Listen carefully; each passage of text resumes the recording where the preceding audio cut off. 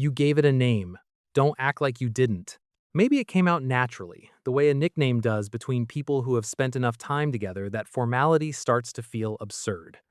Maybe it started as a joke, something you said once with someone else present, something that got a laugh and then quietly refused to go away. Maybe it was completely solitary, no audience, no occasion, just you and the car and a moment where calling it nothing felt somehow insufficient.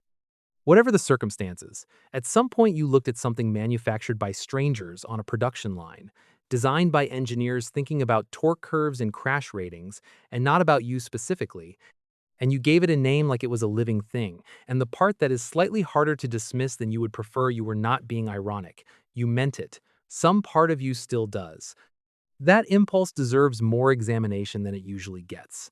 It is not a personality quirk you can file between your taste in music and your irrational loyalty to a specific gas station.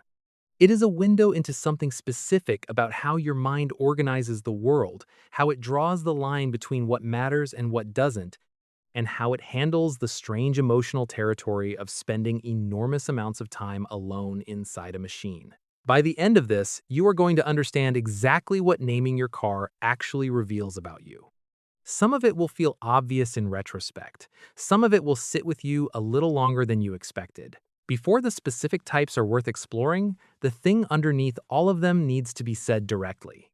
Every person who has ever named a car, regardless of timing, regardless of the name, regardless of how sheepish they feel about it now, shares one psychological characteristic before anything else separates them.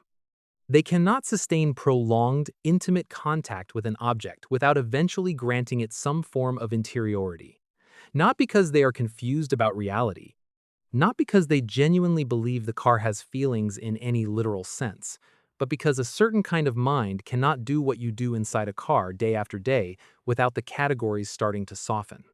You sit inside it alone. You trust it in conditions where trust is the only currency available. You spend hours in it with your worst thoughts and your best music and your most private conversations with yourself. At some point, the line between tool and companion stops being a clean line.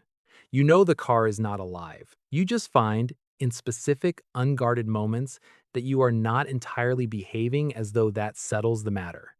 The contrast with the other kind of person is worth sitting with before moving on. You know someone like this. They would never name a car, not because they considered it and rejected it, but because the idea genuinely does not occur to them as an option.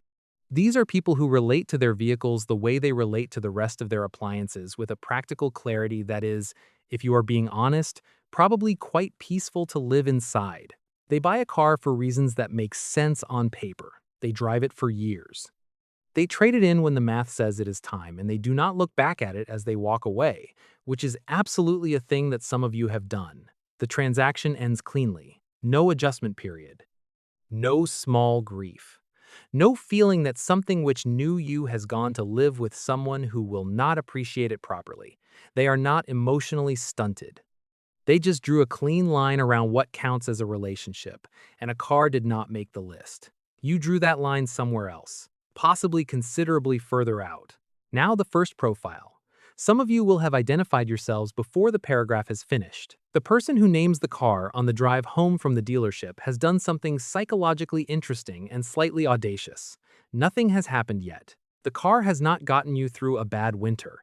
It has not started on a morning when everything else was refusing to cooperate. It has not made a single noise, good or bad, that you have learned to interpret and carry forward. The floor mats still have protective film on them. The owner's manual is still in the factory-sealed sleeve. The car smells like a dealership, which is to say it smells like optimism and new plastic, and a financial decision you are still quietly processing. And yet the name is already there, offered with complete sincerity, as though it were simply the obvious next thing to do. What is actually happening is projection operating at full capacity. You are not naming the car that exists. You are naming the car you need it to become. That name is a declaration made in advance, a statement about the relationship you are already building in your imagination, the version of this machine that is going to carry a specific chapter of your life. It is a promise to yourself about who you are going to be in this car, in this next period, in this version of your life that begins now. The car is almost incidental. You just needed something to say it to. The second profile requires patience, and the name it eventually produces carries a completely different gravity. There is a type of person who would find the dealership naming slightly embarrassing, too much sentiment applied before the car has done anything to earn it. They would not do it deliberately. But then something happens. It is almost never dramatic. A breakdown on an August highway, handled with less dignity than you would have preferred but survived. A long drive to somewhere you did not want to go, through weather that made everything worse. And the car just continued without complaint, which, at that specific moment, felt like more than you had any right to expect. A noise that appears once, exactly once, at a moment when you were already on edge, and then disappears entirely and never returns, leaving you with a story you have told several times to people who were less interested than you needed them to be.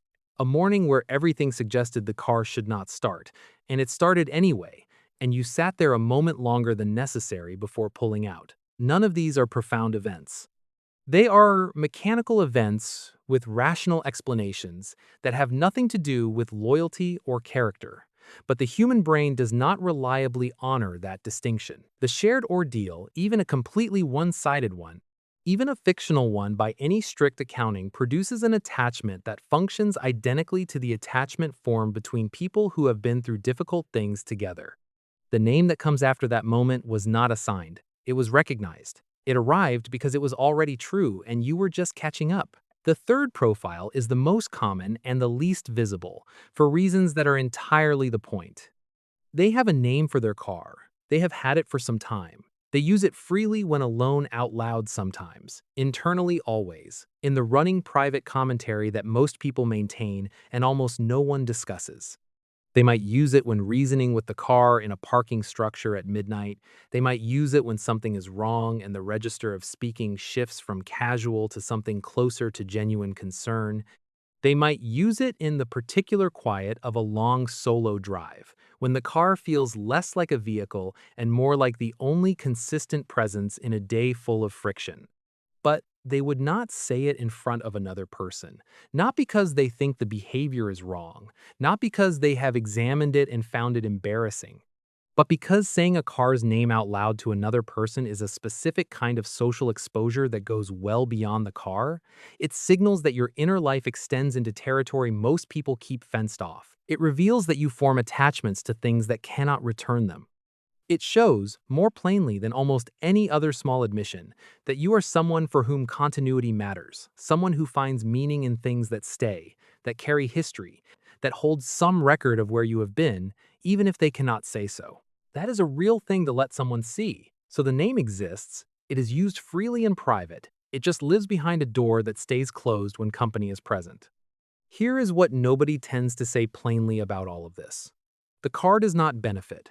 Not in any direction, not by any measure. It cannot hear the name. It cannot feel the weight of the relationship you have built around it. It has no record of the breakdown or the long drive or the cold morning.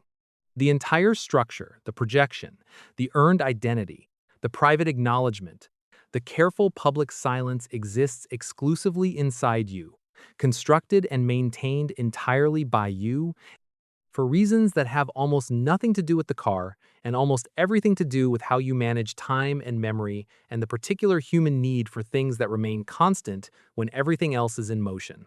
You named it because you needed the relationship to be real. Because something in you could not spend that much time inside something, trust it that much, carry that much of your life inside it, and leave it nameless.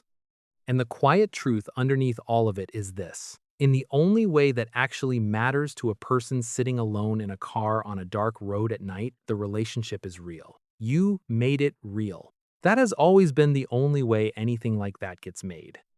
So keep calling it whatever you call it. Use the name without apology. You were never really naming the car anyway.